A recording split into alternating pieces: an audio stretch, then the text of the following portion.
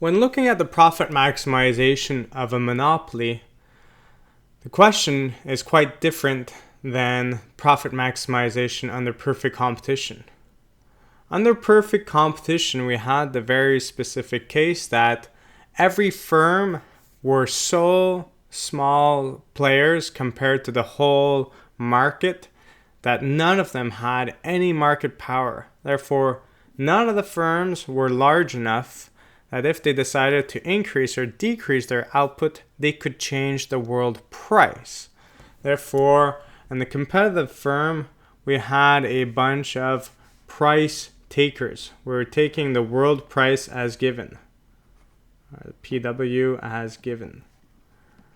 However, when you're a monopoly and you're on your own, you face the whole market and you determine what is the market price that you want to sell for this specific product. Okay, so you choose the price that you want, but based on the price that you choose, it's going to determine the quantity that you sell.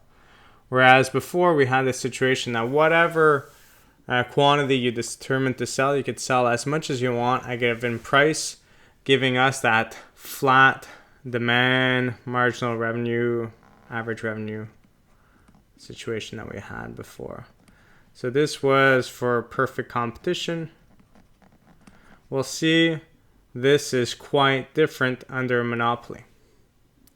However, as I mentioned when I introduced this in Chapter 9, marginal revenue is equal to marginal cost will apply to all market structures that we will observe in this class. So for a monopoly, it faces the market demand, which is downward sloping. So monopoly, if I just look at the market demand, as mentioned before, so this was the demand that we had with the market. This is how we typically perceive it. If we say it's more elastic or inelastic, it might be steeper or flatter, but it's always going to be downward sloping. So if I decide to charge beer at $10, I know I'm going to sell, 5,000 units in a given night at the Bell Center. And the only way I could determine that I want to sell more units is by dropping the price. I can't simply say I'm going to go from selling 5,000 to 10,000 beers at the Bell Center on a given night and still charge the same price. People can't be forced into a purchase, so maybe you could double the output by cutting the price. Okay. So monopoly could always increase its quantity by decreasing its price. So you want to increase your quantity, you better drop your price for this to happen. Demand is going to be equal to average revenue by definition, but what about marginal revenue? And I'll explain this in a second. So this graph has a lot of information on it quickly, but if I just look at the basics here, ignore the rest for now. I have quantity and price, and I have different levels. So if I were to draw this out, well, I know that at the price of 11, I have 0 quantity. At a price of 10, I have 1 unit that I want to purchase, 9, 2 units, 8, 3 units, and so on and so forth. So I have this downward sloping demand curve. This is what's represented here if you were to draw it graphically.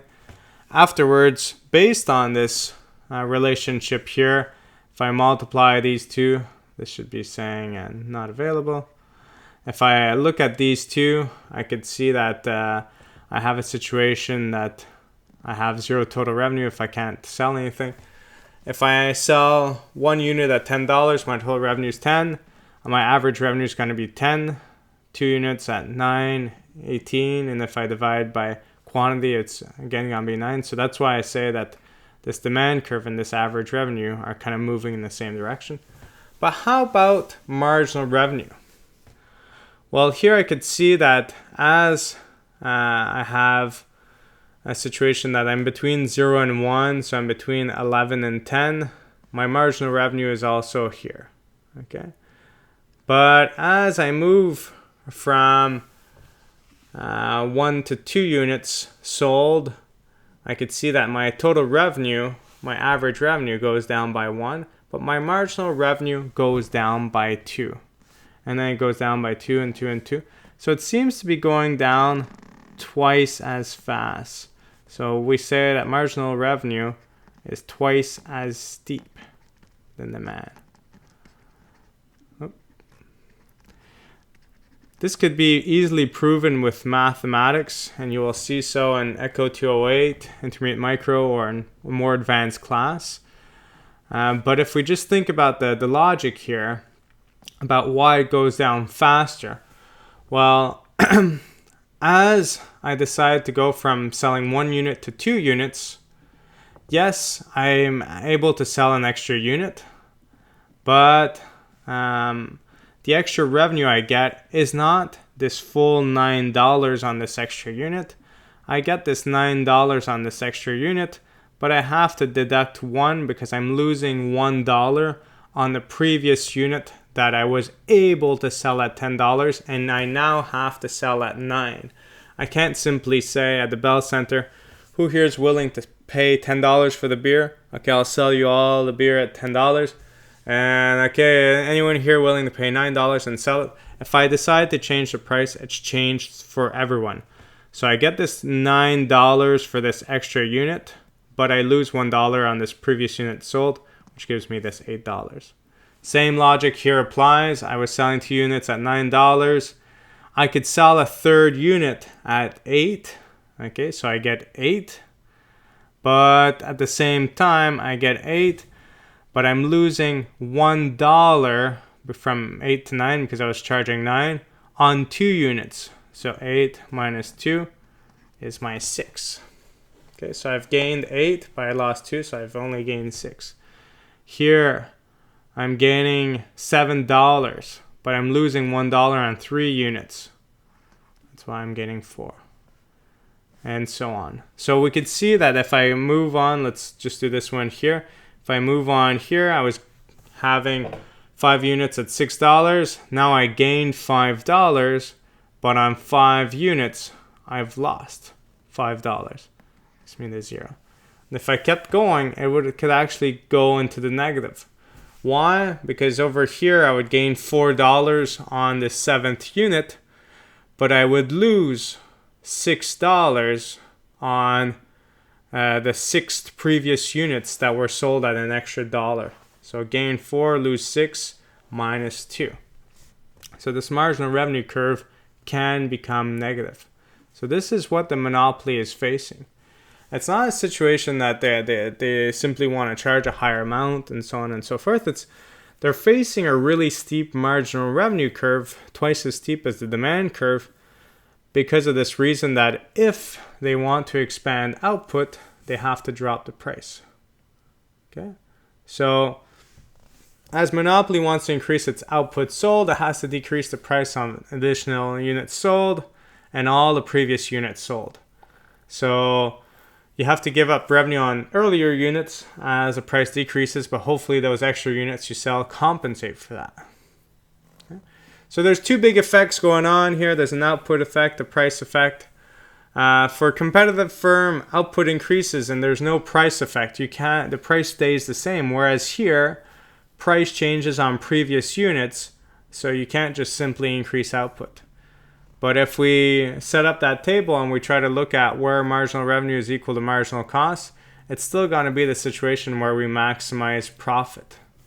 Okay, so let's go back to this graph here, and I look at profit. Like this has been calculated. You could go through the steps of looking at total cost, marginal cost, and the profit by taking a total revenue minus total cost. You obtain the profit. Well, where is it maximized? It seems to be here. That's maximized. And what's special at this point here? Well, I have marginal revenue and marginal costs that are equal between these 2 points. And this is where I'm maximizing profit. Once again, this is not an isolated incident. It's always going to be the case that we profit maximize where marginal revenue is equal to marginal cost. Once again. Okay. So let's just see here. So we're just going to see here, how does the monopoly determine price and output? And then come to the question I had on the previous slide. looking at what would happen if we had zero costs for the monopoly. Okay, so once again, I said here we will have a situation where we have our price, our quantity. In perfect competition, we had two graphs because one was the market, one was the typical firm. Here we only have one firm, faces the demand curve. We saw that's twice as steep. You only have to remember that's twice as steep. So if the demand curve is relatively flat, well, it's just going to be a little bit steeper. It's never going to go this steep. But here, if this has a certain incline, well, the incline has been cut. That's double the incline. So this is the situation I have. And as mentioned in Chapter 7, we saw the different costs. So we could have some specialization, diminishing marginal product to labor, leads to this marginal cost curve here. This is the situation that we observe under a monopoly.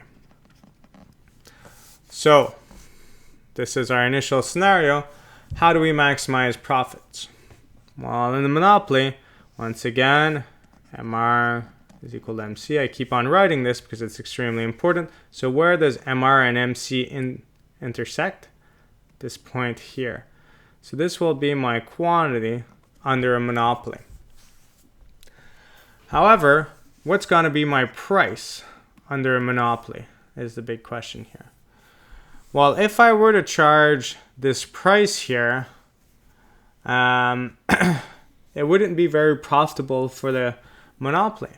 But if I look for this specific quantity, what is the maximal willingness to pay of individuals?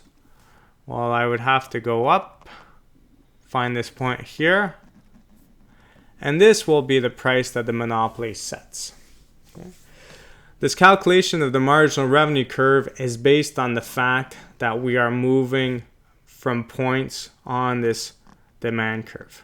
Okay, we're not going anywhere below it. So if we think back to the other example we had here, just over here, I set up the demand curve. I went from 11 to 10. I drew it out.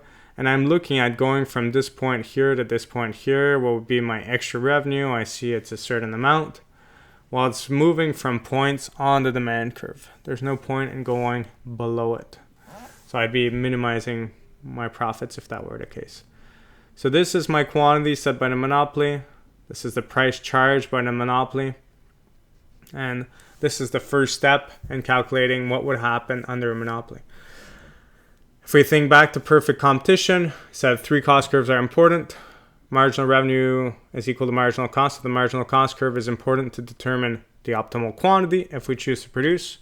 Then what we would need here is probably something like the average total cost curve to determine if there's profit or losses. In a monopoly, if there's no profit, there won't be a monopoly. So typically be profit. Here my price is greater than my cost per unit. So this area here, all of this rectangle would be my monopoly profit. And because we're making profits under a monopoly, the AVC curve, the average variable cost curve, is not as important here. So this is a situation that we would have. Price and above the average total cost leading to monopoly profit. So this is our situation here. Okay. So a little different than under perfect competition, because even though there's profit, new entrants, well, until that barrier to entry, whether it's a patent or anything else, disappears, it's not possible. So these monopoly profits can stay. The Bell Center could keep making money. No one else could come in, and Merck, Pfizer, and all the other pharmaceutical companies could still make money on some of their products. No competitor could come in until their patent expires. So this is the situation that we encounter. So the question I had a second ago was, what would happen if the costs were completely zero? If we were supplying a good that was costless to produce. So let's say for some reason you had a monopoly over water in your country, and you're the only one able to sell it, and you essentially had this big pool of water that you could access from, and it was costless to produce. What would happen in that case? Yeah. So I'm just going to draw it over this graph. Ideally, you draw it on another graph to kind of visualize it. But what would happen? Well, if it's costless, my marginal cost curve will be completely flat. It's going to be equal to 0. We won't have a situation where it's there's any marginal cost. So any quantity that we choose to produce is just going to be along the horizontal axis. So what will be the optimal price to charge? Well, because water is free, you would think naturally under perfect competition, if the good's free and there's an infinite amount of sellers willing to provide it, well, it's eventually going to converge to being free as well to get. But in this case here, we only have one seller. So he's going to set MC is equal to MR. This will be his optimal quantity. But the price will be over here. This will be the price by the typical firm. So even if a monopoly is selling something that costs absolutely nothing to produce, they have no incentive to setting a really low price on it. They can make more money by charging a certain price on it. Okay? And the price you charge all depends on this demand curve and so on. So you could imagine if it was much flatter or much steeper, that this markup may be a little bit different, and you could play around with that and analyze that. Okay. So next up, we're going to start looking at the welfare analysis of a monopoly.